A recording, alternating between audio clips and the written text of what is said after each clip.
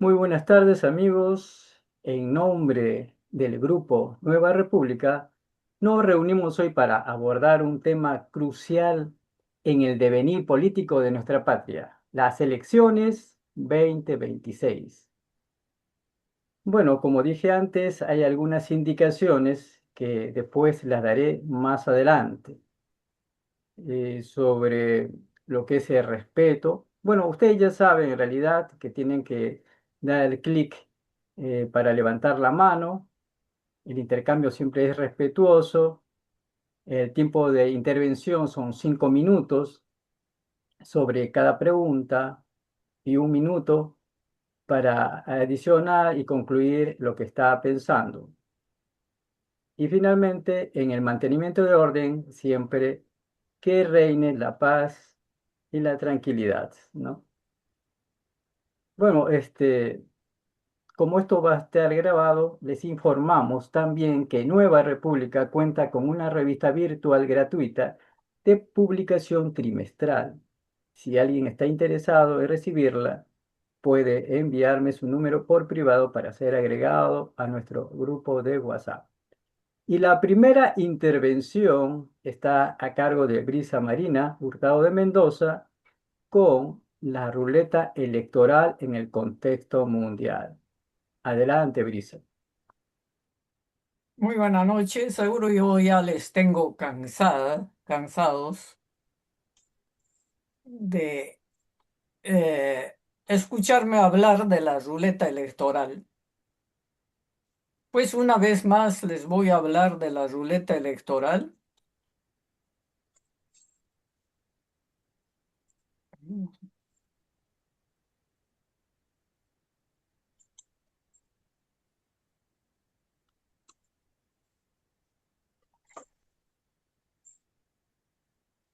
Déjame compartir, por favor. Puedes compartir ya estás compartiendo en realidad. No veo. Ya ha salido. Estabas compartiendo ya, porque te he hecho coanfitrión, al igual que Mario. A ver, no encuentro.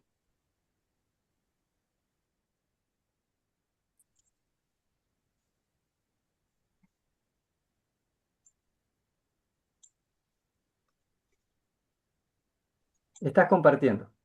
Ya, sí, estoy viendo, pero no puedo sacar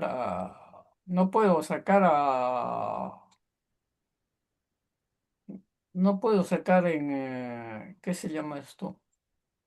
En pantalla completa, ¿no?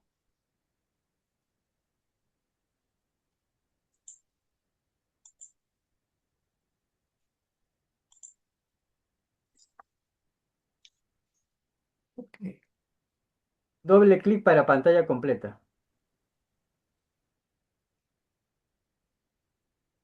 vamos a hacer otra cosa. Entonces yo quería conversar sobre las elecciones que lógicamente van a tener como característica fundamental todo el poder al Senado, que el Senado en vez de ser una voz de equilibrio y democracia, va a ser un Senado de poder absoluto, símbolo lógicamente de la dictadura que se nos viene. Resultado que no debe sorprendernos cuando les hablo de la trampa electoral y el continuismo. Les estoy hablando sobre una ruleta electoral en la que las elecciones tienen resultados previsibles y su realización en un tiempo histórico de definiciones del sistema a nivel mundial nos va a mostrar pues el protagonismo de la supremacía yanqui en decadencia, cuya perversa intervención en el despojo de Palestina, Venezuela, Cuba y finalmente Irán nos deja sin palabras. Sin embargo, es necesario confirmar que esto se obedece fundamentalmente a la vocación neocolonialista americana de siempre, desde siempre, que deriva pues en prácticas neofascistas, las que resultan la brutal intervención en el despojo de Palestina, Venezuela, Cuba y finalmente Irán. Constituye a su vez una alternativa del capital financiero yanqui globalizado para garantizar la continuidad de su dominio en este periodo de crisis. Por lo tanto, interna como externamente, consolida la práctica del imperialismo en el proceso histórico actual. Al romper con la lógica de defender sus intereses y efectuar acciones y al prestar declaraciones que están lejos de la locura, la incoherencia o la improvisación. Corresponde, pues, a una maniobra geopolítica, geoestratégica y geoeconómica perfectamente planificada. La implementación del neocolonialismo para proteger el capital financiero empieza con la intervención en Venezuela, al tomar por la fuerza las instalaciones petroleras y el petróleo, ha vulnerado las instituciones venezolanas y su legitimidad abatidas y descalificadas. Esto va como una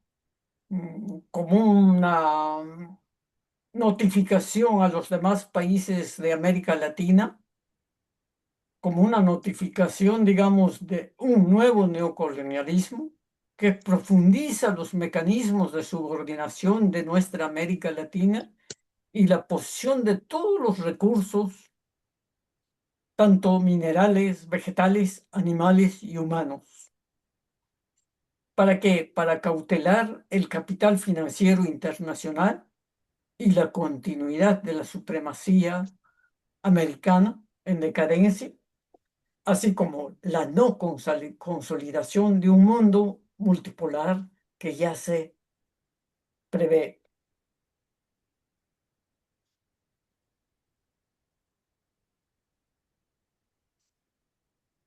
En el caso de Perú, nos ha hecho objeciones a la presencia del puerto de Chancay con capitales chinos. A su vez, se ha firmado un memorándum de entendimiento en febrero del 2026 para dar prioridad a la inversión americana en la explotación de cobre, tierras raras y minerales estratégicos.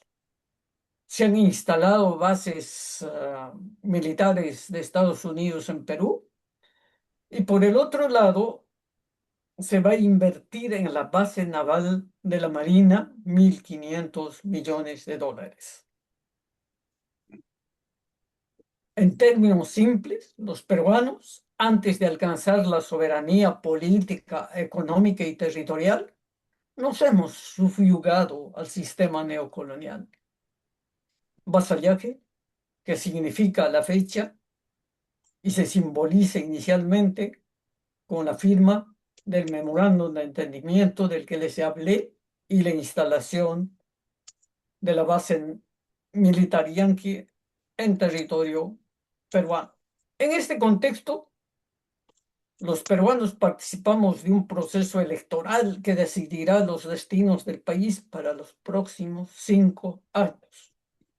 Proceso al que concurrimos con 35 pequeños grupos que compiten entre sí de una manera desigual, aún teniendo en cuenta que todos ellos se han esforzado por seleccionar candidatos a todos los niveles, participando en su lista un apreciable número de personas sin la más mínima trayectoria ni preparación política, académica o técnica que lo justifique, a lo que se suma un gran número de candidatos con antecedentes, procesos o sentencias judiciales y penales.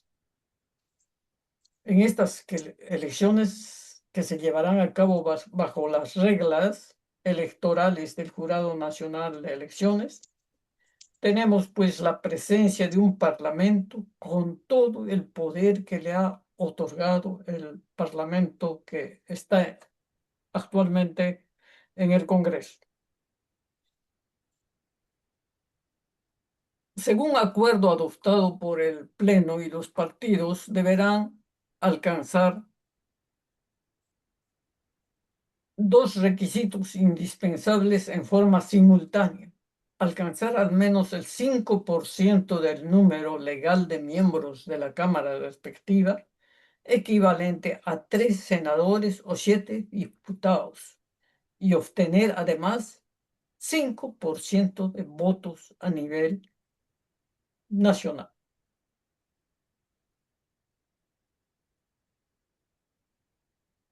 Sabemos que postulan para senadores un grupo mayoritario de congresistas responsables de los siguientes atropellos.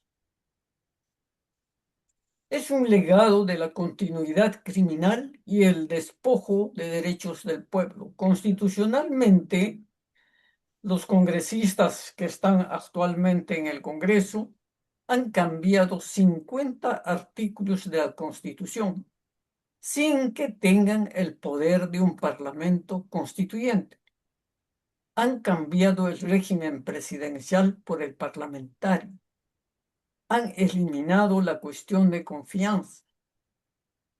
Por lo tanto, todo el control de los poderes del Estado lo tiene el Senado, que controla la Junta Nacional de Justicia, controla el Tribunal Constitucional, controla la Contraloría, la Fiscalía, etc. Por otra parte, eliminó el derecho del pueblo para convocar a un referéndum sin permiso del Parlamento. Nos retorna a la bicameralidad, dando por sentado que el Senado tendrá, digamos, la mayoría, todo el poder, y la elección parlamentaria a la que van por lo menos 60 parlamentarios que están en actual ejercicio. En otras áreas, elimina la colaboración eficaz y la reduce a su mínima expresión. Hay una prescripción de los delitos de lesa humanidad, aprueba 229 leyes pro crimen, modifica la ley forestal para dar paso a la deforestación de la Amazonía y liquida la SUNEDU y dan paso a la presencia, digamos, de universidades y centros académicos sin ninguna calificación ni atributos para ser como tales. Y esto se debe precisamente a que hay grupos parlamentarios en la actualidad que trabajan universidades de toda forma, ¿no? Entonces tenemos un Senado, que es el poder supremo en este momento del gobierno, al que está supeditado de alguna manera el Ejecutivo, si es que no tiene una mayoría parlamentaria en el Senado, porque ya no dispone, digamos, de la acción del control de confianza.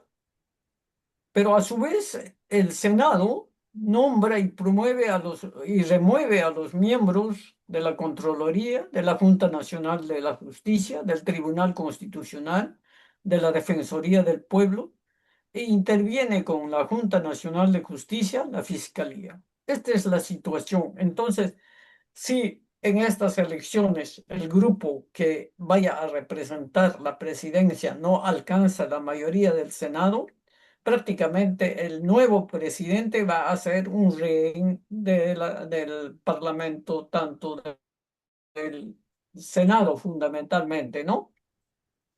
Entonces tenemos algunos grupos políticos de trayectoria dictatorial que han conducido, que nos han conducido al caos durante 10 años, hecho por el cual el pueblo en sus diferentes manifestaciones en las redes no señala ni un voto más a estas organizaciones criminales, nunca más. Ojalá que eso pase.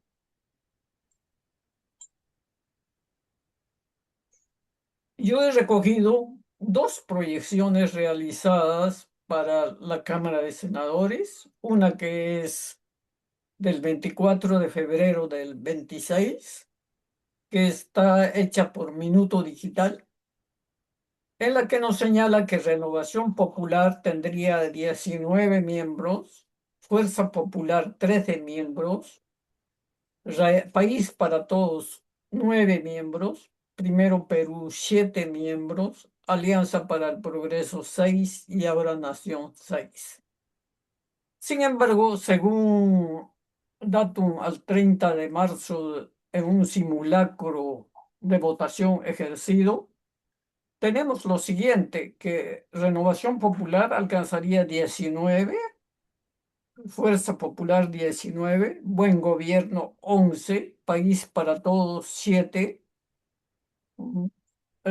Obras 3 y Ahora Nación 6,5%, aunque ahora se habla del ascenso de Juntos para el Perú, que podría entrar como segunda fuerza, y también se habla de Álvarez como una fuerza que estaría disputando con Keiko Fujimori. Eso es lo que se dice a la fecha. Pongámonos en el caso de que entren dos grupos de oposición, llamémosles izquierda, que juntos acumulen 12 senadores, que representen al 20% del Senado, y que a su vez sean gente leal.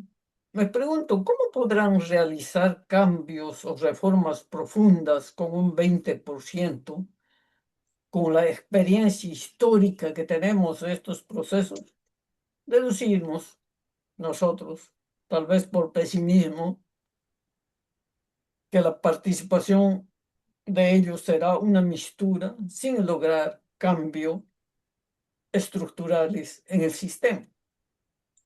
Debemos entender nosotros que el mundo no solo está en guerra, no solo estamos viviendo la segunda etapa del destino manifiesto, estamos ante el colapso del paradigma neoliberal y la democracia representativa, que de una manera jurídica está expresada en la Constitución del 93. Preveemos que los resultados que se proyectan de las elecciones nos va a significar la continuidad de un parlamento abyecto, sumiso y delincuencial, que antes de agonizar propiciará, pues para su propio beneficio y el de su amo, la continuidad del modelo de saqueo. Por lo tanto, no nos van a permitir fácilmente proyectar el futuro del país e ir a una asamblea constituyente que plasme un modelo de desarrollo social, económico y político desde nuestra realidad. Esto implica, compañeros, organizar y poner en marcha el poder del pueblo. Se preguntarán cómo, pues, trabajando desde las asambleas comunales, desde los cabildos abiertos, desde las comunidades, en las grandes ciudades, para sentar las bases y crear una fuerza que articule el poder de las masas. No es necesario ser de izquierda ni derecha. Tampoco es necesario estar contra la inversión privada o la explotación minera. Necesitamos reglas de juego que definan instituciones estables en función de los intereses y las necesidades nacionales. Sin el juego de la democracia electoral, que reparte cupos en el Ejecutivo, en función de los grupos mayoritarios del próximo Senado, estamos seguros de que el caos continuará y el sistema neoliberal, por tanto, a pesar de haber fracasado, seguirá vigente en nuestro país. Es necesario, por tanto, dar un paso atrás para entender que en este escenario político nacional e internacional nos toca detenernos a pensar sobre la forma de construir y articular la participación de una democracia colectiva desde nuestra herencia ancestral. Pensar en un modelo de desarrollo nuestro, en el que el poder y la iniciativa del pueblo estén presentes como fuerzas estructuradas, integradas, con visión de un futuro digital, sin que la palabra o el modelo que nos imponga el amo de turno nos detenga. Muchas gracias por haberme escuchado. Muy bien, nuestro siguiente participante es Mario, con el tema la bicameralidad y su intención. Adelante, Mario. Muy bien. Eh, esta situación en la que estamos involucrados desde lejos y desde cerca, en el Perú, y aprovechando esta oportunidad para compartir con ustedes, sé que se va a grabar, hay mucha gente que en este momento está en otros países durmiendo, van a poderlo aspectar. Y todo lo que estemos conversando tiene que ver con un impacto de lo que pasa afuera. Ahora que todo lo que pasa afuera nos impacta localmente. Y hablar sobre el tema que nos atañe este día, a portas de una elección, escogí conversar con ustedes acerca de la bicameralidad y una situación que evidencia cómo los grupos de poder en el Perú tratan de mantener ese poder, más allá de lo que pudimos hablar en algún momento como una ansia democrática de participar. Y el caso se da en que ahora hemos retornado, porque antes tuvimos, a un sistema legislativo con dos cámaras. Nosotros, ya que tenemos cierta edad, perdón, hemos visto funcionar cámaras de senadores, cámaras de diputados, y hemos visto cómo funcionaba el poder a través de esa dinámica. Porque hay que hablar en términos históricos también. Y resulta que el diseño bicameral corresponde a sociedades que se habían organizado para no perder el poder de los pocos. Gente con títulos nobiliarios, con un ancestro aristocrático y con poderes económicos profundamente ligados. De manera que es evidente que si querían conservar el poder de hacer leyes, éstas tenían que estar adecuadamente distribuidas en el momento de que se ejecutaran estas leyes o que se crearan. Y eso surge en la bicameralidad. Los países que tienen una bicameralidad han desagregado ese poder. Y la justificación está en el hecho de que el Senado se vuelve un filtro poderoso para evitar transformaciones urgentes. Excusado en el sistema de que la madurez, la sensatez está con la edad suficientemente para poner freno a los ímpetus transformadores de los jóvenes diputados. Ese es más o menos el balance que se establece de poderes. Y tenemos pues varios. El caso de Inglaterra, el caso de Estados Unidos, donde tenemos grupos de poder que tratan de preservarse y que mantienen a presión los ímpetus de los diputados o de los representantes con juventud muy acelerada. Y eso evidentemente cala. Y eso es lo que se trata de hacer ahora en el Perú. Porque el concentrar el poder en el Senado frena alguna transformación que se quiera hacer en los diputados. Debemos notar que estamos en un sistema de elecciones extremadamente complicado, ustedes han podido ver una cédula con abundantes candidatos. Y esta abundancia de candidatos hace que la gente pierda control de eso. Se han hecho simulacros de procesamiento de esta cédula y se han sacado tiempos entre 8 y 10 horas por mesa. De manera que nos vamos olvidando de los flashes electorales, la primera urna, lo que fuera. Esto no va a poderse terminar en un solo día. Esto va a tardar y va a ser objeto de muchas manipulaciones. Eso lo voy previendo.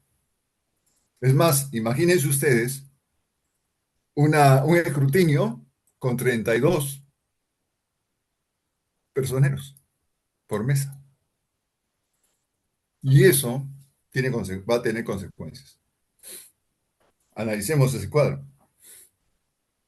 Yo solamente quiero recordar lo que por experiencia he vivido, que se vieron por televisión, allá por los años 60, cuando se transmitían los debates del Congreso, especialmente la Cámara de Senadores, donde estaba De la Piedra, donde estaba Alaiza, donde estaba el conocido y nunca bien ponderado Arca Parró, y otros tantos, ¿no? Tausen Escurra, todos senadores, todos muy aristocráticos, todos muy lejanos de la realidad, por supuesto, ni hablar de que se pudiera dejar siquiera una palabra en quechua o runasimi. No, eso ya era impensable. Yo recuerdo muy bien esos debates de exclusividades aristocráticas, donde un argumento para rebatir una propuesta de un diputado era decir que eso no había sido discutido en París. Y eso está registrado en las actas de debates. Es cuestión de ir a la biblioteca del Congreso y escuchar, leer los archivos. Esos tipos de argumentaciones demostraban que el Senado era una máquina de aristocratización, donde la gente así media morena, con unos apellidos no muy europeos, estaban condenados a ser equivocados desde su momento de expresión. Eso va a recargarse, incluso se ha demostrado con expresiones racistas, de desprecio, en este Congreso que era unicameral. Y ya se imaginan cómo va a ser cuando sea ejercitado como bicameral. Y ese es el gran peligro. Solamente quiero recordarles que esto está haciendo en un marco de decisiones. El 9 de diciembre de 2018, el Perú dijo no a la bicameralidad por el 90%. El 6 de marzo del 2024, el Congreso aprueba una restitución con 91 votos. 20 de marzo, se promulga el retorno a la bicameralidad y el 2/26, o sea, en esta fecha, estamos en la entrada en vigor de esa disposición.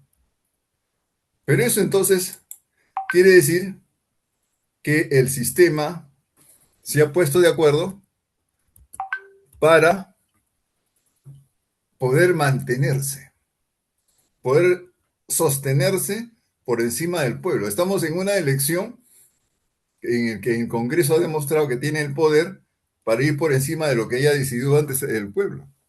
Y eso era ley. Hemos aceptado ir a unas elecciones donde se ha ido contra la decisión previa, porque el Congreso lo pudo permitir. Porque ahora se demuestra que el Congreso tiene poder porque ejerce la ley, y si el Estado está articulándose desde el Ejecutivo al gobierno, como ahora está pasando, ese poder se mantiene. Entonces estamos ante un reto mayor, donde ya no se requieren reformas, sino transformaciones profundas. Pero eso vamos a tener que plantearlo organizando bien lo que queremos hacer y lo que podemos hacer en el momento que lo podamos hacer.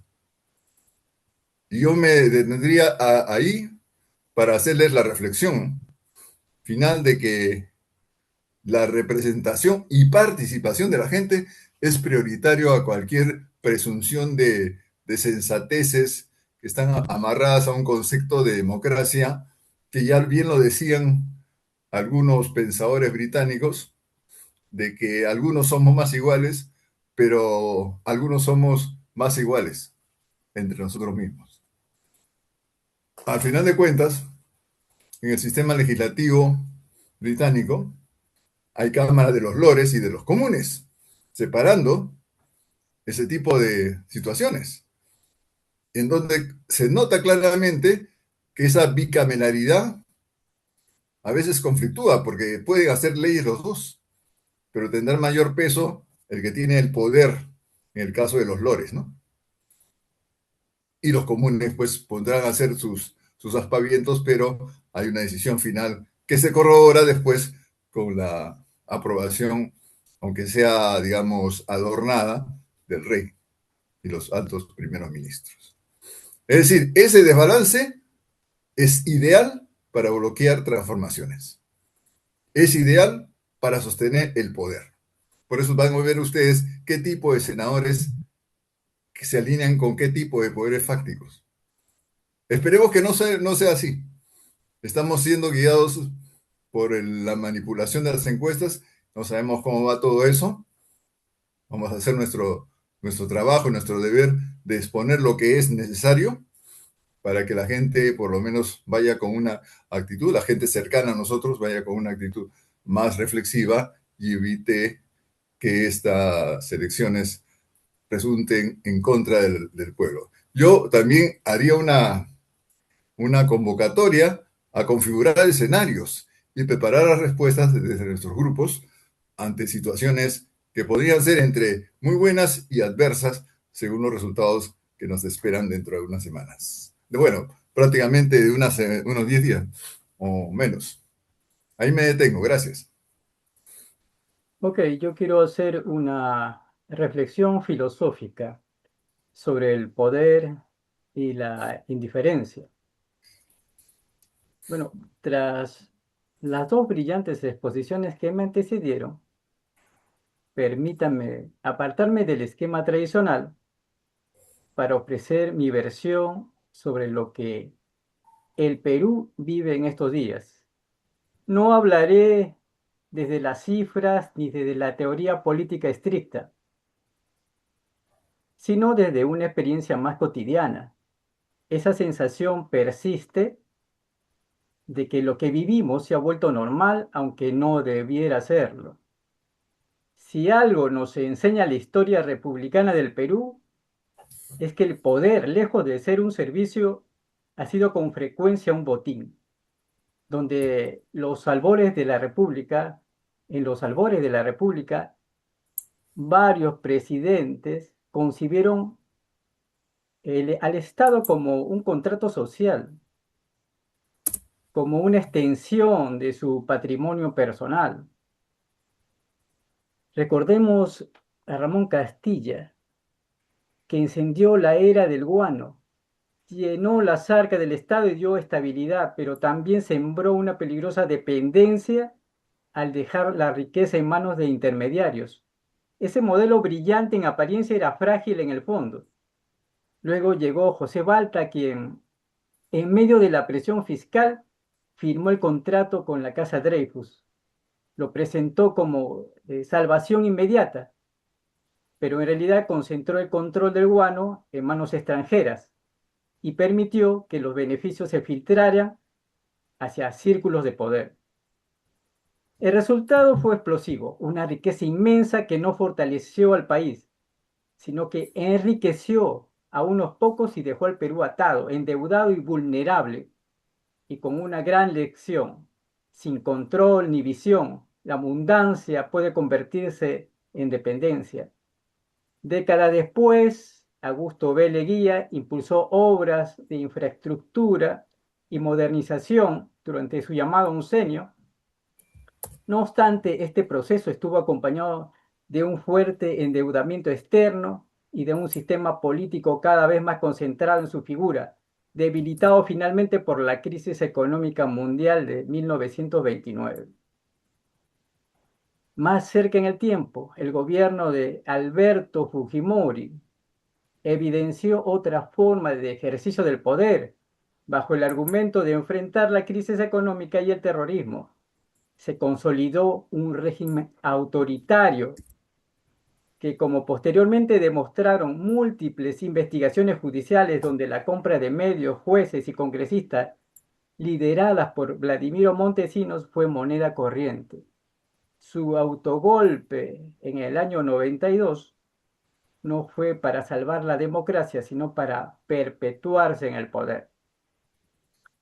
Esta lista dolorosa pero necesaria evidencia que el mal no es reciente, es estructural. Y sin embargo, como dijo Rousseau, el hombre nace libre, pero en todos lados vive encadenado. Quizás hoy nuestras cadenas ya no son visibles, pero te limitan más de lo que crees. Pero no toda la responsabilidad es de los gobernantes. Parte de la culpa la tenemos todos los peruanos, porque nos cuesta ser solidarios con nuestra propia gente. Hemos interiorizado una división étnica donde el blanco es favorecido, donde el indígena y el campesino cargan con una historia milenaria de opresión y subyugación. Esto está tan arraigado que ahora hasta los negros quieren blanquearse. Pero no se trata solo de color de piel, se trata de linaje, de élite. La gente no se siente identificada con lo que es, sino que anhela ser el otro. Como diría Frank Fanon, el colonizado no solo odia al colonizador, sino que aspira a reemplazarlo en su privilegio. Por eso algunos políticos se zurran en la desgracia ajena, porque saben que hay una sociedad que legitima consciente o inconscientemente que el poderoso todo lo puede. En este valle donde todos quieren devorar a todos, surge los que menos tienen, pero no es solo que carezcan de dinero, su espíritu es pobre, su mentalidad es pobre. Solo así se explica que puedan votar por un candidato que no solamente es un delincuente confeso, sino que ha declarado su repudio hacia los más necesitados, por un candidato que falta la verdad reiteradamente, que estuvo a favor de las leyes pro crimen, que ya ha pensado en vender nuestros recursos al mejor postor. Y aún hay gente o hay quienes creen que con una simple oración Dios se apiadará de nosotros y alcanzaremos la redención. Tal vez deberíamos recordar la ética de Immanuel Kant. No basta con sostener creencias, el valor moral radica en actuar conforme al deber. En este sentido, una fe que no se traduce en responsabilidad personal puede convertirse en una forma de evadir nuestras propias decisiones y sus consecuencias. Creer no basta cuando no estamos dispuestos a asumir el peso de nuestros actos ni a transformar la realidad con nuestras propias manos. Siento decirlo con toda franqueza, si no colaboras desde el lugar en el que estás, estas reuniones no servirán de nada. Si crees que eres mejor que los demás, que solo tu idea vale, seguiremos atrapados en la misma mediocridad que tanto criticamos. No te preguntes cuándo se jodió el Perú. El Perú se jode cada vez que ensucias la calle, cada vez que desprecias al que menos tiene, cada vez que te sientes superior por lo poco o mucho que has logrado, mientras millones de familias siguen buscando un lugar donde vivir con dignidad. No lo ves porque sigues encerrado en tu burbuja, pero hay familias que no tienen para comer, donde la educación no es un derecho, sino un privilegio, donde la salud se vuelve un lujo inalcanzable, y donde la justicia no es garantía, sino un favor que pocos pueden obtener. Con este panorama se acercan las elecciones y cuesta decirlo, pero ninguno de los candidatos parece estar realmente a la altura de lo que el país necesita. Nos hablan de izquierda y de derecha como si esas etiquetas aún significaran algo, cuando en la práctica ambas han sido vaciadas de su contenido. Al final pareciera que la única pregunta que guía a muchos es, ¿qué tanto puedo ganar yo estando en el poder? Y entonces surge una duda inevitable. ¿Quién garantiza que estas elecciones sean verdaderamente limpias? Ya hemos visto lo que ocurre cuando el poder cae en redes de la corrupción, como en la época de Vladimiro Montesinos, durante el gobierno de Alberto Fujimori, o en los escándalos de Odebrecht que alcanzaron a Alejandro Toledo, Jan Tumana, Pedro Pablo Kuczynski e incluso a Keiko Fujimori. La historia no está tan lejos como para olvidarla. Pero más allá de los nombres hay algo más incómodo. La responsabilidad también es nuestra. Cada uno debiera preguntarse si realmente está aportando a construir un país distinto o se ha acostumbrado a criticar desde la comodidad sin hacer nada por cambiar las cosas. No se trata de elegir al menos malo, se trata de dejar de ser cómplices por omisión. Como escribió Antonio Gramsci, odio a los indiferentes. Si no hay políticos decentes, entonces empecemos por construir ciudadanos decentes. Si el poder tiende a corromper, que la sociedad obligue a rendir cuentas. Si la historia duele, que sirva al menos para no repetirla. El cambio no va a salir de una silla presidencial desgastada por el oportunismo. Va a empezar en lo más incómodo, en ti, en tu coherencia, en tu decisión de no seguir normalizando lo inaceptable, porque Perú no se jodió de un solo golpe, se arruina todos los días, un poco más, cada vez que elegimos mirar hacia otro lado. No es solo el político corrupto, no es solo el sistema podrido, no es solo la historia que arrastramos. Somos también nosotros cada vez que callamos, cada vez que miramos a otro lado, cada vez que elegimos la comodidad en lugar de la responsabilidad. El Perú no necesita salvadores, necesita ciudadanos que dejen de actuar como espectadores, porque ningún cambio real va a venir desde arriba si abajo seguimos igual. Ninguna elección va a ser suficiente si seguimos pensando que el problema siempre es el otro. Ningún discurso va a transformar nada si no estamos dispuestos a incomodarnos, a cuestionarnos, a hacer algo, a hacernos cargo de nuestras propias decisiones. Este país no se levanta con promesas, se levanta con decisiones, con pequeñas decisiones todos los días, cuando eliges no aprovecharte, cuando eliges respetar, cuando eliges no ser indiferente. Así que la pregunta ya no es quién nos va a gobernar, la verdadera pregunta es qué tipo de país estamos construyendo con lo que hacemos o dejamos de hacer cada día. Porque el Perú no se pierde de golpe, se pierde en silencio poco a poco, cada vez que renunciamos a ser mejores.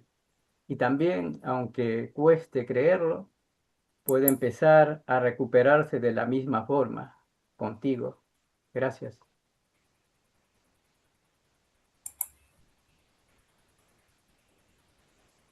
Bueno, en este lapso siguen las preguntas, opiniones o reflexiones sobre el tema.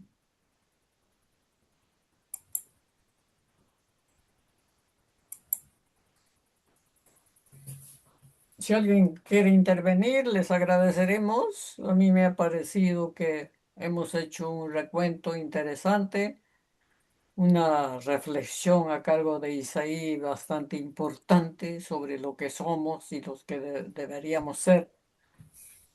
Entonces, hay que mirar el futuro, pero de una manera diferente en la que podamos realmente organizarnos, ser nosotros mismos, expresarnos y trabajar por un cambio.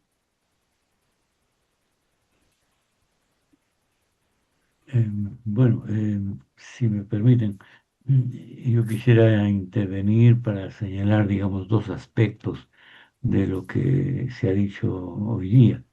Bueno, empezando por lo que ha dicho Isaí, evidentemente él se ha referido al aspecto más bien ético de la cosa política. O sea, aquello que ya González Prada mencionó hace muchas décadas, ¿no? Que no tenemos políticos, tenemos clubes donde pequeños caudillitos con dinero juntan gente para intervenir en la vida pública. Este enfoque es, digamos, más que nada una necesidad y una esperanza, que es bastante difícil en estos tiempos de neoliberalismo, en donde la juventud y la infancia ha sido privada de asignaturas que habían antes como filosofía, ética, estética, religión, educación cívica. Todo eso tengo entendido que ya no existe. Y los tiempos también son diferentes. La gente de hoy en día ya no lee, ya no reflexiona, sino que actúa por impulsos electrónicos y todo lo quiere saber y decir en 2 segundos. De todas maneras, es, creo yo, una carencia que tiene que ser eh, subsanada y que sin ella no vamos a ir muy lejos. Eso es por un lado. Por otro lado, yo creo también que estamos de acuerdo en que todo este tema de las elecciones y de la conservación de poder por la derecha está más o menos preparado ya por ellos para que la situación permanezca tal cual. Ahí estamos de acuerdo. La cuestión es básicamente qué hacer, ¿no? Como fuerzas de oposición. La, la figura es evidentemente que la derecha posiblemente vaya a ganar. Las elecciones están ya amañadas desde el minuto cero para que sea un u otro representante de la derecha quien conserve la situación como está actualmente.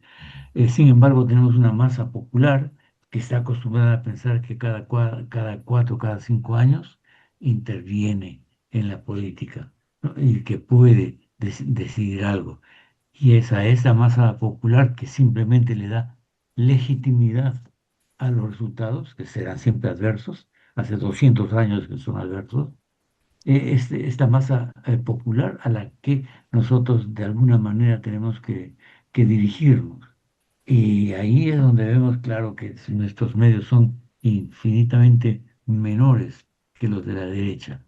En estos días vemos la abundancia de simpatizantes de López Aliaga, de Keiko Fujimori, de Acuña inclusive, que sacan las uñas y lo defienden en los medios de comunicación, en las redes sociales.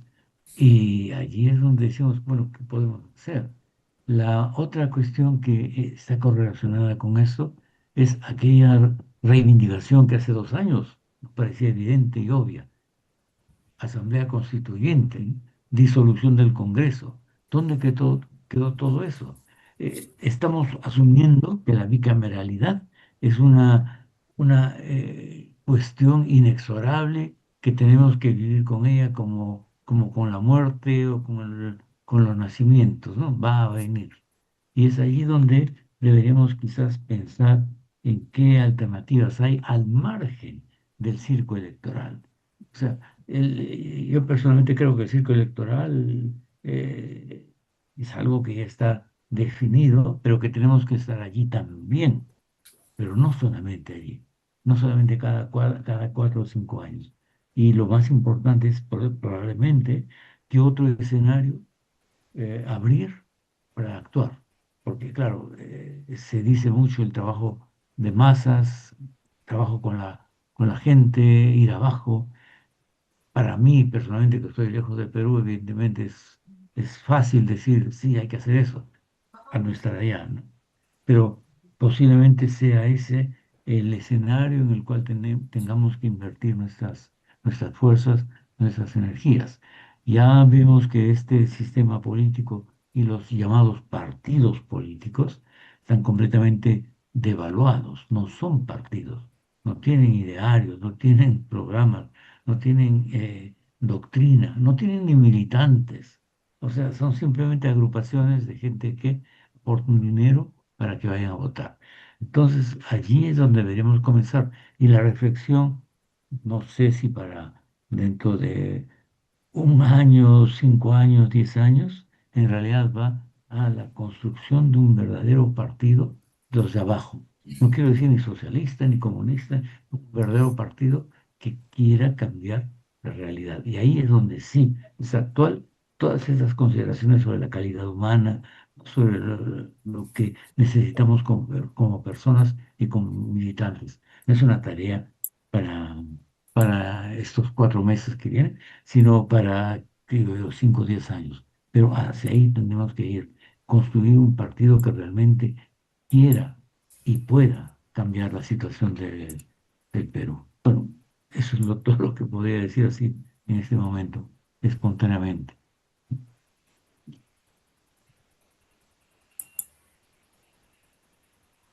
Muchas gracias. Por favor. Gracias, compañero. Mm, Un poco también de todo este asunto electoral. Yo que fui educada y mi práctica nunca fue electoral. Creo que tengo que empezar por una especie de autocrítica.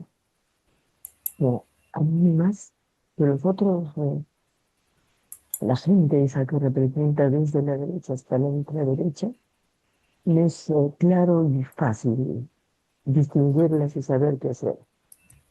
Mm, Por estos no es fácil, pero por quienes sí es el problema.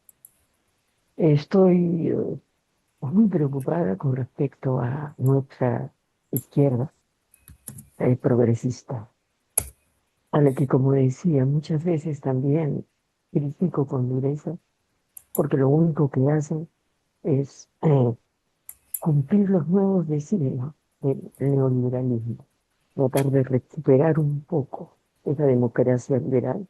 Nunca nos ha favorecido ni favorecerá dentro del sistema porque no está preparada para ella, sino para ella. Y el rol nuestro, que nos reclamamos de izquierda socialista, prácticamente ya no existía, porque nos basábamos sobre todo en la época en que se podría decir izquierda reformista, estoy hablando de nuestras épocas, y la izquierda insurreccional. La segunda fue derrotada y la izquierda socialista se ha quedado como sin ánimo. ¿Qué ofrecemos?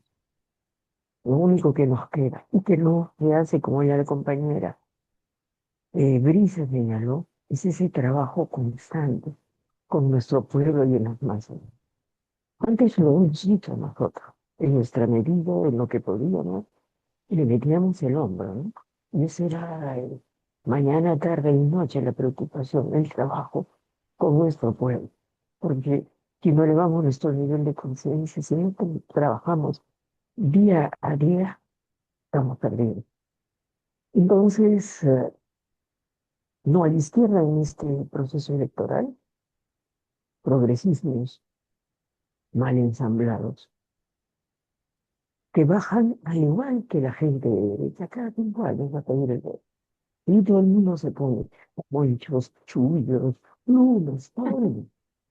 Pero en el tiempo de trabajar, no, mejores termitos, si pueden conseguirse un Hugo Boss, mejor. Las mujeres con sus carteras en unas marcas que no podemos ni soñar para el resto de las otras mujeres que trabajan, cuando tienen suerte de tener un empleo. Entonces, eso también tenemos que trabajarlo y denunciarlo. Durante esta etapa no he dicho casi nunca una palabra en contra de los compañeros progresistas. No porque no se lo merezcan, sino por esa autocrítica que ya empecé a decir. Yo creo y he considerado que era irme con toda la gente que estaba por estos días.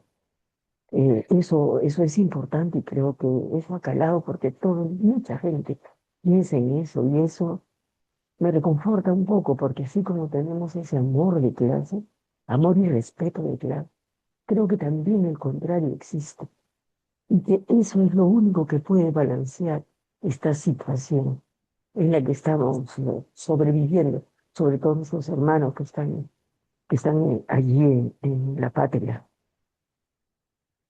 Y, me ha hecho pensar porque mencionó JJ lo de la Constitución. Y en esto yo me acuerdo que cuando ganó Castillo, por el cual votamos, porque fue gracias a él que tuvimos con quién oponernos al fujimorismo, y porque había mucha gente que se veía un fervor contagiante. Bueno, perdón, mi batería. En ese momento, yo me acuerdo que le escribí a la compañera Brisa en el Facebook, ahora sí se puede hacer lo que usted siempre ha planteado, porque una de sus banderas de Pedro Castillo, con la nueva constitución, estaba este chiquito Luis Esparza, chiquito, es abogado, Luis Esparza, constitucionalista, le preparó un proyecto y se lo dio a Aníbal Torres, pidiéndole que no lo vaya a encajonar si no hacía nada, porque estaba haciendo su maestría, lo encajonaba. Y eso creo que ha sido lo peor que ha ocurrido. En ese momento, cuando subió Pedro Castillo, había ganado, tenía el pueblo con él, se podía haber implementado la Constitución. El trabajo de una nueva Constitución con las formas que siempre la compañera nos ha explicado, ¿no? Y con sus características propias. Y eso no se hizo, y eso yo creo que sí, fue la peor traición.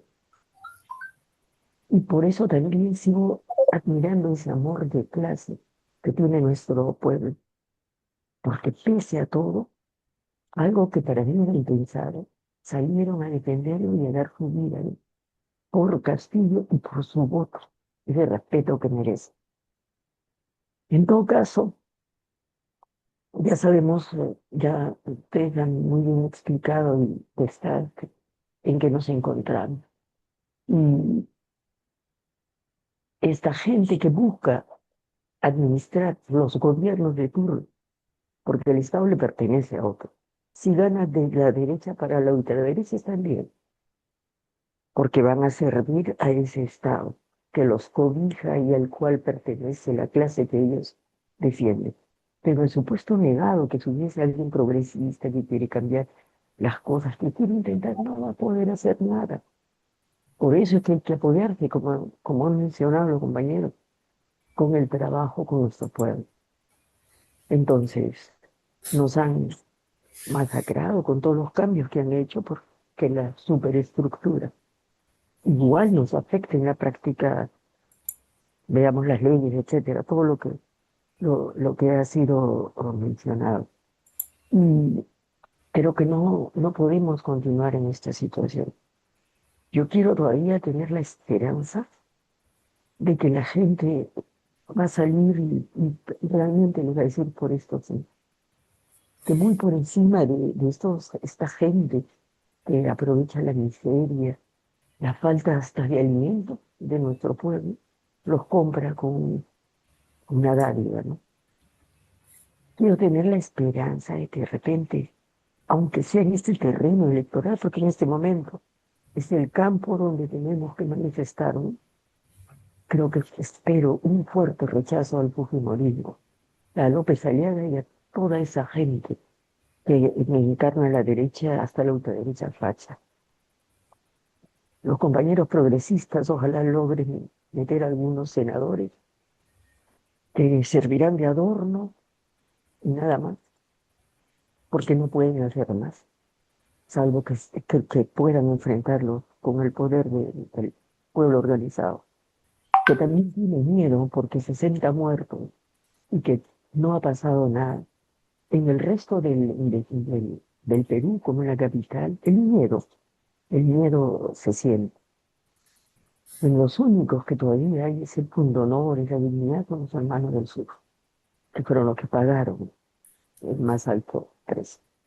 Entonces, pues, a seguir trabajando, tal vez ya no seamos nosotros, porque los actores principales y no solamente utileros, los que estaremos en la logística. Pero yo tengo esperanza en que las nuevas generaciones no van a seguir permitiendo esto y que van a levantar cabeza. Eso, eso va a pasar de todas maneras. ¿Cuánto va a costar? ¿Cuánto tiempo va a tomar? La práctica nos lo enseñará y nos lo dirá. Entonces, construyamos pues ese trabajo de masas, de organización popular, de denuncia, ese partido que pueda representar al pueblo, ya que ahora la única cancha que tenemos por este momento es la electoral. Gracias, Antonio. Muchas gracias. ¿Algún otro comentario? Bueno, es Yo quisiera, importante. Sí, adelante. yo quisiera agregar, en realidad, todo es cuestión de poder. Y cambiar las cosas es poder. Y entonces hay que capturar el poder. Y hay muchas cosas que se pueden hacer explícitamente y otras reservadamente. Pero también es importante notar que aprovechando la poca conectividad del Perú en términos físicos, lo que se puede empezar a estimular es el autogobierno de las comunas. Lo que está lejos de la capital, lo que está lejos del control directo del Estado, porque no le interesa o simplemente no puede llegar porque es caro llegar, ahí hay que empezar a estimular el autogobierno en las zonas. La experiencia de la propia vida y de la conducción de lo que uno puede hacer con los instrumentos que tiene a la mano. Con su poder de gobierno, sus acuerdos, sus intercambios, desde el elemental intercambio comercial. Y esto presionar hacia el centro. Porque además, las elecciones, mientras ellos tengan el control de cómo se hacen las elecciones, simplemente van a ir por donde ellos quieran. Y si no fuera así, recuerden la experiencia de Castillo. Fue electo y tuvo la hostilidad directa de todos los que estaban alrededor. Insultos, empujones, zamaqueos, indiferencia. Eso fue claro.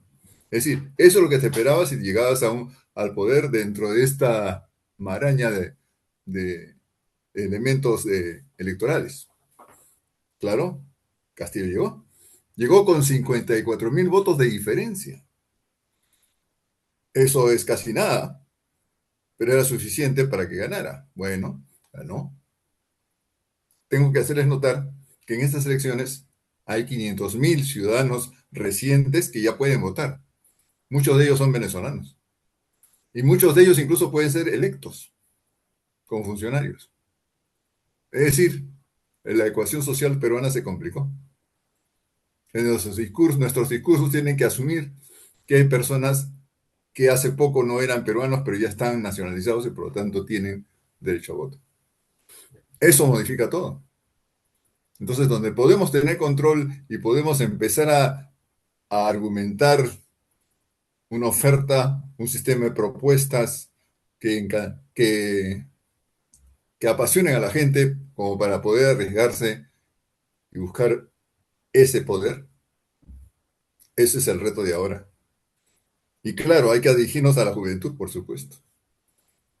Hay que tener esos foros. Esta reunión, en donde estamos 5 personas, debe ser redistribuida vía correo, vía redes, para que la gente escuche y vea las propuestas que estamos empezando a pergeñar y que después podemos detallar tema por tema, ya no solamente con esta contingencia electoral, sino temas de exigencia multitemáticos, universales, que remuevan a la gente y que les hagan hacerse su propio paquete de requerimientos y exigencias ante quien pida su voto o ante quienes quieran organizar su autogobierno en las zonas que corresponden.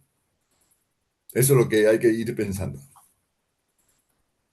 Nueva República tiene una propuesta, ¿no? Que ha sido elaborada cuidadosamente por acá, por Brice, por Mario.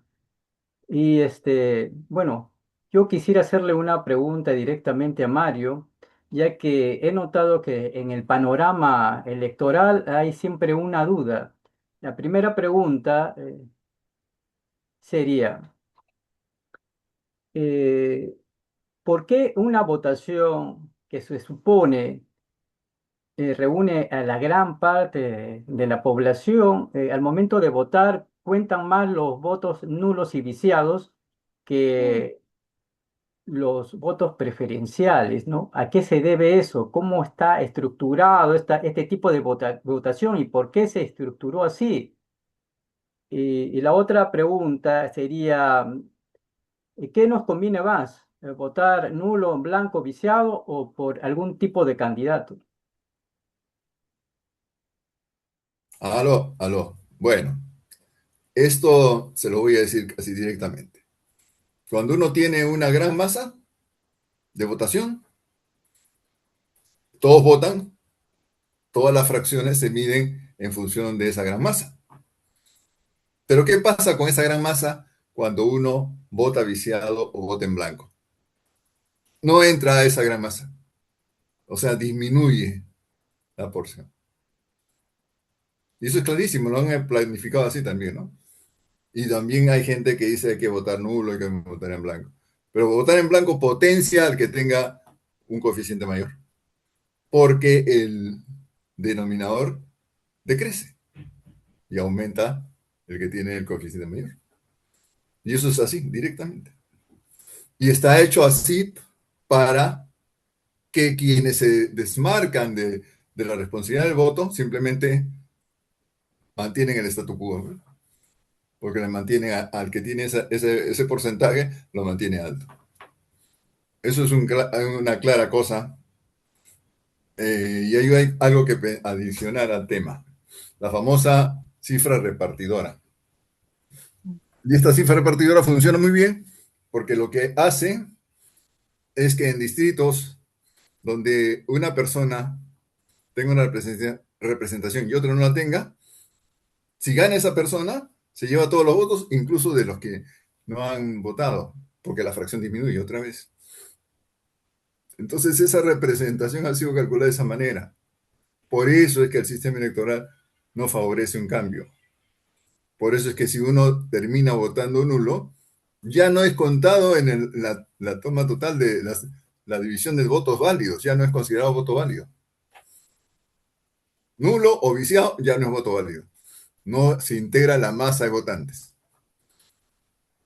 Yo personalmente no lo voy a hacer, ¿no? De todas maneras, habrá que votar por alguien para evitar que suba el porcentaje de los votos de los grupos que se pretenden enquistar en el poder. Pero el tema electoral no es trascendente, pues. El tema electoral es una circunstancia para afiatar grupo de gente entre nosotros. Vamos poniendo de acuerdo en temas, vamos poniendo en agendas que no sean generalidades, pero ya una acción ciudadana, ya no tiene que ver con la elección directamente. Porque con eso acumula fuerza, pues. Y en la siguiente vez, la gente ya está convencida de que hay cosas generales que le han estado ofreciendo todos, lo mismo. El caso más claro, por ejemplo, es educación. ¿Qué partido va a decir yo no quiero educación? Ninguno. Todos dicen sí, la educación es importante y se llenan de palabras, de vez en cuando un inglés, un tema inglés ahí, y ya dijeron algo diferente, ¿no? Hay que ir al detalle, hay que ir a contenidos de la educación, hay que ir a ver cómo es que se hace la salud, cómo es que la salud no es un derecho, sino es un privilegio, y lo mismo la educación. Y entonces hay que detallar eso. ¿Cómo es que los bancos abusan de los cuentavientes? Le ponen todo tipo de cortapisas, se llevan la plata y hace que uno termine pagando incluso sus fallas. Todos son abusos, pero la gente piensa que es natural. Hay que detallar cada una de esas cosas y que la gente entienda, sienta que algo tiene que cambiar y que no es natural que las cosas sean como están. Eso por ahí, ¿no? Muy bien, Bueno, y ahora yo, quisiera hacer una pregunta yo justamente a Brisa normalmente, Marina. a ver, sí, yo normalmente sostengo que dentro de este contexto que nosotros vivimos, lo real, lo objetivo, hubiera sido que nos juntemos para trabajar sobre el voto nulo o voto viciado, que yo creo que es la única forma de salir de esta trampa electoral, sobre todo en esta etapa en que gente de Ayacucho, gente de Puno, iba por un voto viciado.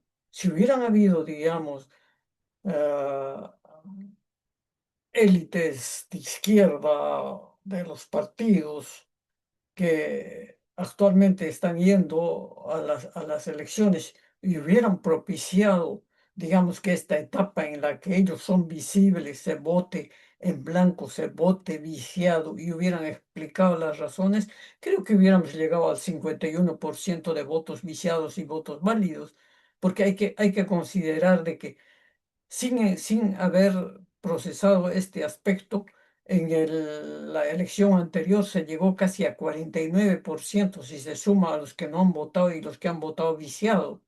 Entonces creo que esa era para mí la situación, o sea, aprovechar de los medios de comunicación, de toda esta parafernalia electoral para divulgar de que esto es una trampa de la que nosotros no vamos a salir nunca, ¿no?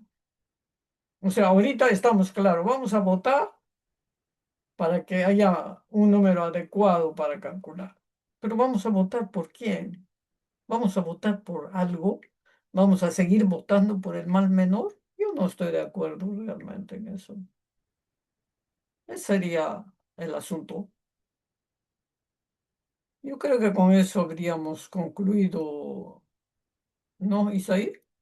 Sí, para terminar, en todo caso, si no hay alguna pregunta o una reflexión, eh, quisiera que comente brevemente la propuesta de Nueva República. Bueno, yo había, en cuanto a qué, en cuanto al voto viciado o voto nulo, Entre las más representativas y sobre el voto viciado nulo, ¿no? claro, yo he presentado esta moción desde el año 2016, cuando Humala entraba, porque yo tenía la sensación de que, caramba, si no tenemos partidos políticos organizados, con trayectoria, con un nivel académico, con un nivel político que realmente tenga una línea, ¿para qué nos vamos si no tenemos cuadros, si no tenemos nada? Porque se habla bastante de lo de Castillo, pero Castillo no se cayó solamente porque era un novato en el poder. Castillo se cayó porque fue solo, porque no tuvo un equipo que lo respaldara, porque realmente Perú Libre lo dejó a su libre albedrío. Y entonces una de las causas es esa, por lo que aceptó que toda la clase política, digamos, de derecha lo maltratara, porque a él realmente no lo han dejado ni respirar durante la etapa en que ha estado en la presidencia. Lo han conducido a lo que ha pasado, esa es la realidad. Ha tenido un montón de traidores a su alrededor. Entonces ahorita no podemos, digamos, figurarnos en que alguien entre y nos vamos a alegrar porque ya está ahí. No, yo creo que si no vamos organizados, si no vamos con una doctrina, si no vamos con un plan político de cambio, esto no va a funcionar nunca. Yo decía, por ejemplo, ¿por qué no habíamos tomado el ejemplo de Colombia cuando 100 años enteros no se cambiaba la constitución? Los colombianos fueron y en vez de tener la cédula pedían una nueva constitución. Y así se hizo la constitución después de 100 años. ¿Por qué no habríamos podido propiciar eso? Esa era la propuesta en cuanto a la parte electoral, ¿no? Yo creo que hay la suficiente doctrina, hay los suficientes modelos que se pueden discutir de desarrollo nuestro, sobre todo pensando que es una etapa en que nosotros estamos privilegiados, digamos, por los yacimientos de cobre, por las tierras raras, por los minerales estratégicos que deberían de beneficiar a la población y que ahora simplemente se van a extraer y se van a llevar y va a seguir la pobreza en todo lado. Ese es a mí mi parecer. Sí, habría que tener en cuenta también un aspecto importante, ¿no? Que no solamente es asumir la presidencia y hacer lo que uno hace, sino ver de cierta manera la mejor alternativa a cómo convivir con los grupos de poder, que en realidad son los que dominan aquí en el Perú y muchas partes del mundo. Claro, pero para eso el partido que se organice tiene que tener pues una estrategia, tiene que tener una táctica, tiene que tener un plan desarrollado. ¿Qué pasa si pasa tal cosa? ¿Qué pasa si tal cosa? Tiene que tener gente que realmente domine la estrategia política, gente que domine. O sea, no voy a traer novatos y los voy a poner en el poder, ¿no? Para cada oportunidad, yo creo que Irán en medio de todo esto, nos está dando una gran lección a todos los países del tercer mundo, ¿no? Nos está dando una gran lección de estrategia, una gran lección de lucha. Yo creo que tenemos que aprender de esos países a cómo nosotros deberíamos aplicar la estrategia política en cada caso.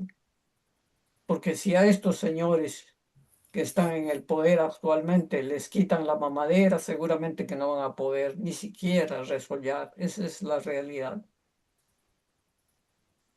Y claro está que la unión hace Ahora, la no fuerza, es ¿no? un Y eso es lo proyecto que de necesitamos corto actualmente. plazo, es un proyecto que va a requerir, digamos, sus etapas de preparación, de corto, de mediano plazo. Para eso eso hay que proyectar. Te hacer una pregunta, Marisa, ahí, Sí. porque me has preocupado un poco cuando has dicho eso de convivir, ¿no? Convivir con los grupos de poder o la derecha, creo que es con los grupos de poder, ¿no?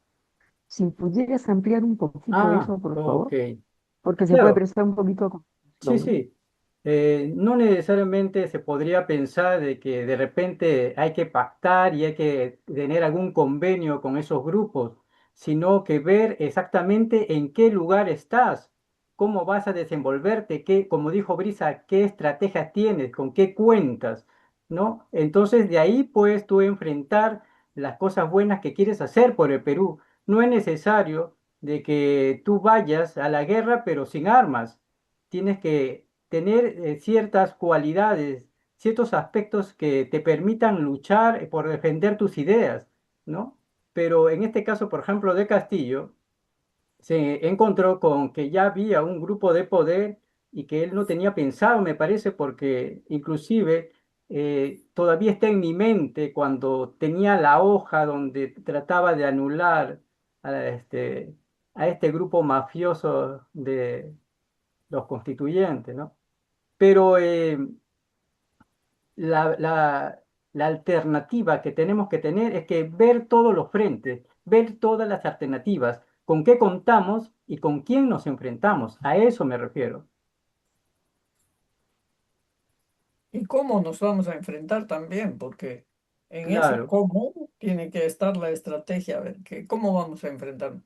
No vamos a ir pues y vamos a decir, hoy día nacionalizamos todo porque inmediatamente va a haber una reacción negativa. Yo creo que acá hay que trabajar paso por paso, en forma ordenada, ir haciendo los cambios necesarios, pero en función de cambios estructurales profundos, de alcanzar cambios estructurales profundos, ¿no? O sea, yo Comer, no creo que si no se usa mano militar y que ahora está descartado, yo creo que si no se usa eso, no se puede hacer cambios profundos de la noche a la mañana. Tenemos el caso de Evo Morales, ¿no? No sé si era corrupto o no era corrupto, pero él quiso hacer los cambios y lógicamente no le ha ido nada bien. Entonces, para que esto tenga continuidad, nosotros tenemos que pensar en un proyecto por lo menos de 30, 40, 50 años que vaya a llegar a su fin que es el cambio de estructuras sociales, políticas y económicas dentro del país. De lo contrario, no vamos a hacer nada. No es cuestión de magia, ¿no? Porque tenemos que Bueno, luchar no solamente contra el neoliberalismo, tenemos que luchar contra la población que ha adoptado las costumbres neoliberales, ¿no? Esa es la realidad. En la novelita que les voy a alcanzar, yo hablo Ujú. mucho de cómo los jóvenes ahora dependen mucho de marcas, de vestirse de marcas, de ir a comer comida chatarra. Eso es algo que existe en nuestro país y no lo vamos a cambiar de la noche a la mañana. Ellos han empleado más o menos 30 años para ingresar a lo que está actualmente.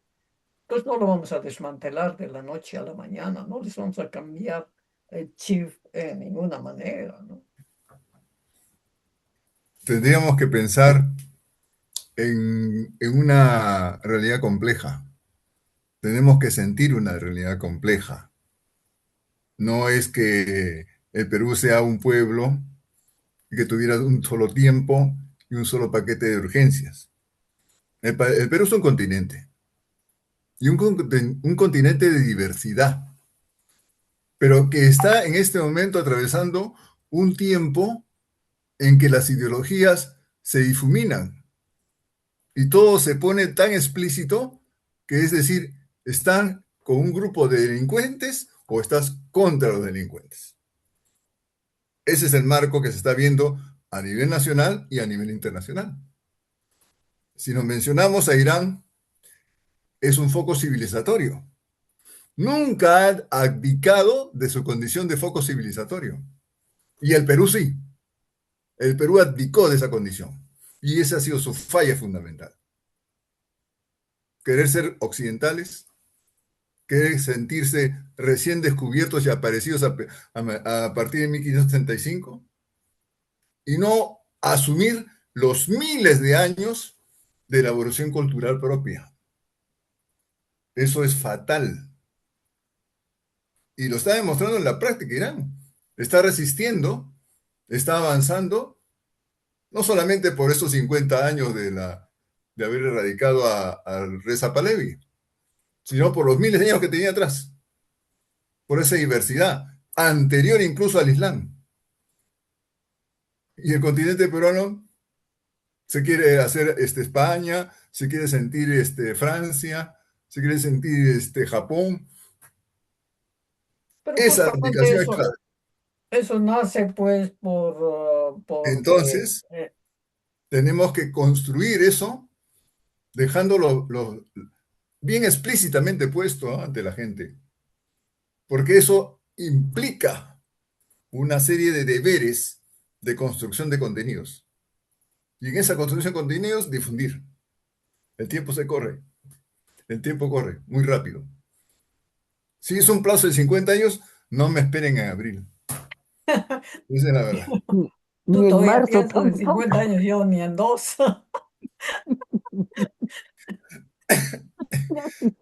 Bueno, el tiempo es ahora de los jóvenes, ¿no? Pero el panorama está es en el aspecto también un poco oscuro. De repente porque, como ya ha dicho Brisa, los jóvenes están interesados en otras cosas quizás más superficiales. Y entonces es un deber casi sagrado de nosotros tratar de hablar con ellos y darles a conocer la responsabilidad que tenemos todos, ¿no? Pues, si me permiten una Por pregunta favor. a Adelante. Mario. Mario, tú has dicho de Sí, te que escucho. prácticamente este fracaso en el que vivimos es lo que hemos construido nosotros, el Perú. Pero el problema es de que es la hegemonía ideológica y también en el aspecto directamente material lo que ha determinado todo. Los pueblos se han pasado luchando, resistiendo, pero la hegemonía ideológica, cultural y material desde la base económica no nos ha pertenecido. Son ellos los responsables, son los grupos de poder, o lo que antes decíamos simplemente la burguesía, ¿no? Que de nacional no tiene nada, nada más que tuvieron la mala suerte para nosotros de que nacieron en el Perú. Bueno, yo te comentaría eso inmediatamente en el sentido siguiente, ¿no? La gente de los pueblos se vuelven operacionales a ese sistema porque lo aceptan y no lo confrontan. Eso hay que decir que hay que confrontar, pues. Yo No puede añadiría ser a eso que normal. realmente creo que ha habido confrontaciones. Creo que ha habido bastantes confrontaciones a través de comunidades indígenas. Eso lo demostramos bastante en los años 60. Lo hemos vivido por los 60, la década del 60 al 70. Pero lo que pasa es que realmente hay una cleptocracia dominante en el Perú que impone sus reglas. ¿Y qué ha pasado ahorita? Todo el mundo dice, bueno, el poder está en el dinero, así que hay que hacer plata de una u otra manera.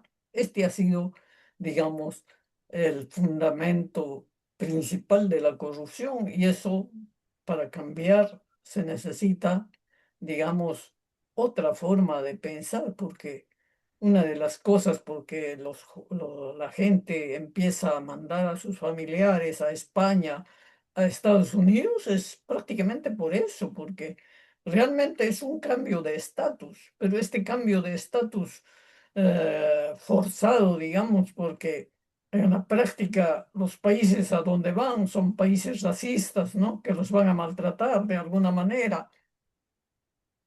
Entonces, yo creo que acá hay que cambiar, digamos, las circunstancias. Todos somos iguales, pero todos tenemos que luchar. Además, bien dice Mario que hay acá cantidad de nacionalidades, entonces tenemos que aprender también a trabajar en cada nacionalidad de acuerdo a las circunstancias que se nos presentan, a las características que se nos presentan. Entonces yo creo que vamos a dar por terminado porque los compañeros de Europa se están sacrificando bastante, agradeciéndoles inmensamente a ustedes por vuestra presencia. Vamos a colgar esto en el YouTube que ustedes ya conocen, así Excelente. que estaremos conversando al respecto. Muchísimas gracias por vuestra presencia. Muchas gracias. Kashkanirakmi. Causa, Muchas gracias. Kashkanirakmi. causa Muy Hatun instructivo. rekesunchis. Requesís. Tupananchikama, hasta que nos volvamos a ver. Tu pananchikama taytaykuna mamaykuna. Caramba, Up'unchawkama. caramba. Muchas Me gracias pongo por verde de todo. envidia. Muy instructivo. Hatun rekesunchis. Bueno, bueno, muchas gracias por la iniciativa, muchas gracias por el constante esfuerzo. Eso reconforta, aunque sea a través de la distancia, ¿no? Así que Gracias a seguiremos usted. aquí, seguiremos aquí. Muchas gracias. Tatanaku y Sakrakuna. Pacanacuy, no. Sakrakuna. Tupaipawawa, Takatakanui. No sé, tú hablas Guau, eso sí cualquier entendí. cosa.